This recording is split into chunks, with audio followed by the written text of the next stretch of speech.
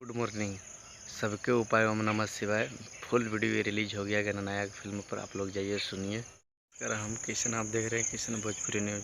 खेसारी लाल यादव का आ गया बवाल सॉन्ग गणनायक फिल्म पर। अगर आप लोग नहीं सुने हैं तो जाइए, हाँ रिलीज हो चुका है 6:15 में।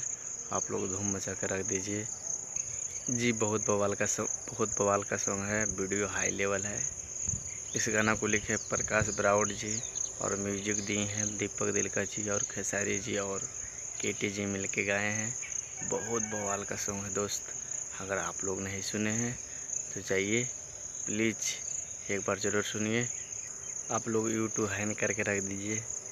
बहुत बवाल का सॉन्ग है, शेयर कीजिए जी। हाँ तो देर किस बात की, आप लोग जाइए और सुनिए, खूब शेयर कीजिए, दुलार प्यार दीजिए। एकदम टीजर को जो चाहिए दुलार प्यार उतना ही मिला, बाकी इसको वीडियो को जाइए भरपूर दीजिए। आप लोग थोड़ा सा ध्यान दे दीजिएगा तो बहुत ट्रेंडिंग नंबर 1 हिल जाएगा।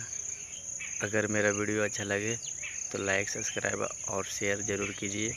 अगर आप लोग मेरा चैनल पर पहली बार आए हैं तो चैनल को सब्सक्राइब कीजिए। धन्यवाद।